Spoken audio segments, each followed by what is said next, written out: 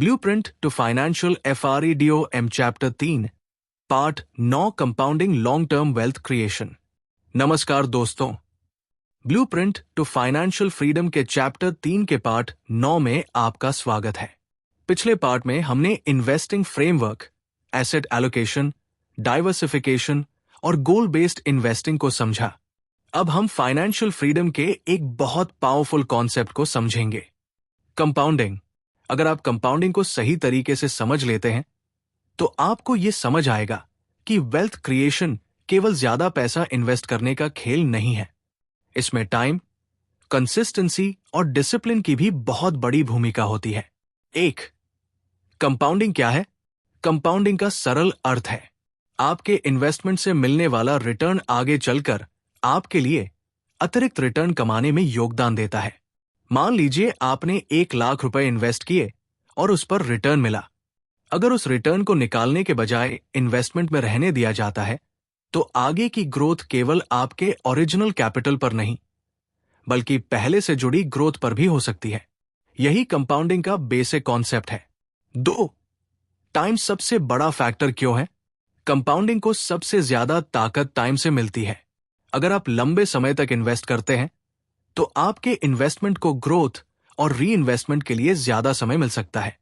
यही कारण है कि फाइनेंशियल फ्रीडम की प्लानिंग में केवल यह सवाल नहीं होना चाहिए मैं कितना इन्वेस्ट कर सकता हूं, बल्कि यह भी होना चाहिए मैं कितने लंबे समय तक इन्वेस्ट कर सकता हूं। 3, अर्ली स्टार्ट का फायदा। मान लीजिए 2 लोग हैं। एक व्यक्ति कम उम्र में छोटी राशि से शुरुआत करता है और लंबे समय तक नियमित रहता है।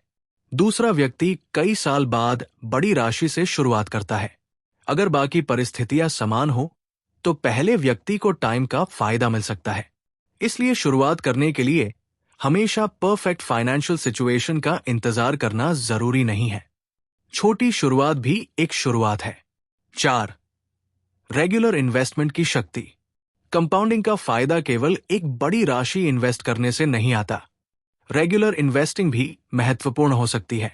हर महीने एक निर्धारित राशि इन्वेस्ट करने की हैबिट आपके फाइनेंशियल सिस्टम का हिस्सा बन सकती है।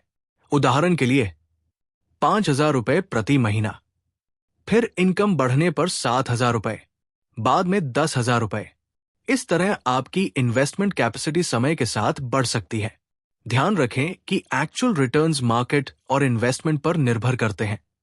कोई फिक्स्ड रिटर्न मानकर प्लानिंग नहीं करनी चाहिए। 5, रिटर्न को री इन्वेस्ट करना कंपाउंडिंग के लिए एक महत्वपूर्ण बात है। ग्रोथ को लगातार सिस्टम में बने रहने देना।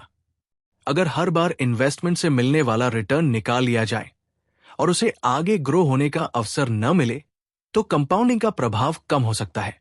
इसलिए लॉन्ग टर्म वेल्थ क्रिएशन में री इन्वेस्टमेंट की भूमिका महत्वपूर्ण हो सकती है। 6, कंपाउंडिंग और इन्फ्लेशन। यहां एक महत्वपूर्ण बात समझना जरूरी है। आपका इन्वेस्टमेंट बढ़ रहा है, लेकिन अगर इन्फ्लेशन भी बढ़ रही है तो आपकी वास्तविक परचेसिंग पावर अलग हो सकती है।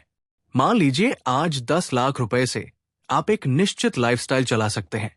कई वर्षों बाद उसी लाइफस्टाइल के लिए अधिक पैसा चाहिए हो सकता है। इसलिए फाइनेंशियल फ्रीडम प्लानिंग में केवल नॉमिनल वेल्थ नहीं बल्कि रील परचेसिंग पावर पर भी विचार करना चाहिए। 7, कंपाउंडिंग को नुकसान पहुंचाने वाली गलतियां।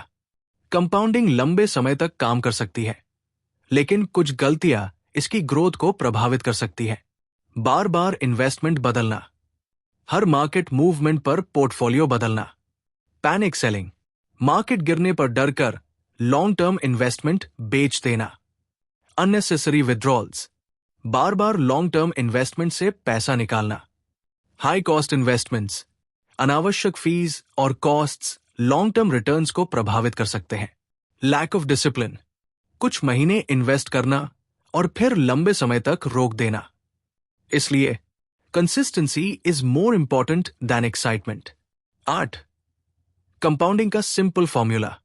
इसे एक सरल तरीके से याद रखें, money plus time plus reinvestment plus consistency compounding. लेकिन एक और चीज जोड़िए, पेशेंस, क्योंकि कंपाउंडिंग का असली प्रभाव अक्सर धीरे धीरे दिखाई देता है। शुरुआत में ग्रोथ छोटी लग सकती है, लेकिन लंबे समय में वही ग्रोथ अधिक मीनिंगफुल हो सकती है। 9. इनकम बढ़ने पर इन्वेस्टमेंट बढ़ाएं। फाइनेंशियल फ्रीडम के लिए एक अच्छी हैबिट यह हो सकती है कि जब आपकी इनकम बढ़े तो आपकी इन्वेस्टमेंट कैपेसिटी भी बढ़े। मान लीजिए आपकी सैलरी 60,000 रुपए से 80,000 रुपए हो गई। पूरे अतिरिक्त 20,000 रुपए को लाइफस्टाइल में खर्च करने के बजाय उसका कुछ हिस्सा आपके लॉन्ग टर्म गोल्स के लिए इन्वेस्ट किया जा सकता है। इससे आपकी वेल्थ क्रिएशन की स्पीड बढ़ाने में मदद मिल सकती है। 10. फाइनेंशियल फ्रीडम के लिए पेशेंस। आज 1,00,000 रुपए इन्वेस्ट करके अगले साल फाइनेंशियली फ्री होने की उम्मीद करना रियलिस्टिक नहीं है। फाइनेंशियल फ्रीडम आमतौर पर एक लॉन्ग टर्म प्रोसेस है। आपको इनकम बढ़ानी है, सेविंग करनी है, सूटेबल इन्वेस्टमेंट्स चुनने हैं, रिस्क मैनेज करना है और सबसे महत्वपूर्ण टाइम देना है। 30 डे कंपाउंडिंग चैलेंज। अगले 30 दिनों में अपने लिए एक लॉन्ग टर्म इन्वेस्टमेंट हैबिट शुरू करने की तैयारी करें। डे 1 7 अपने फाइनेंशियल गोल्स लिखें। डे 8 15 अपनी रिस्क कैपेसिटी और टाइम हराइजन समझें। डे 16 22 अपने एग्जिस्टिंग इन्वेस्टमेंट्स की रिव्यू करें। डे 23 30 अपनी लॉन्ग टर्म इन्वेस्टमेंट स्ट्रैटेजी को व्यवस्थित करें। किसी भी इन्वेस्टमेंट में पैसा लगाने से पहले उसके रिस्क और सूटेबिलिटी को समझें। Final message. दोस्तों, कंपाउंडिंग कोई जादू नहीं है। ये time plus money plus discipline plus री इन्वेस्टमेंट का परिणाम है। आपको हर महीने बहुत बड़ी राशि इन्वेस्ट करने की जरूरत नहीं हो सकती, लेकिन एक ऐसी राशि जो आपकी फाइनेंशियल सिचुएशन के अनुसार सस्टेनेबल हो और जिसे आप लंबे समय तक इन्वेस्ट कर सकें, वो ज्यादा महत्वपूर्ण हो सकती है। याद रखिए, कंपाउंडिंग को जल्दी शुरू करने का सबसे अच्छा समय अक्सर तब होता है जब आप तैयार हों। सबसे बड़ी गलती केवल शुरुआत को लगातार टालते रहना हो सकती है, लेकिन साथ ही जल्दबाजी में कोई इन्वेस्टमेंट डिसीजन न ले।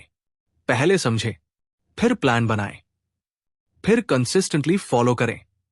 अगले पार्ट में हम चैप्टर 3 को एक complete financial freedom action plan में बदलेंगे, जहां इनकम, सेविंग, प्रोटेक्शन, गोल्स और इन्वेस्टमेंट को एक साथ जोड़कर एक प्रैक्टिकल रोड मैप तैयार करेंगे।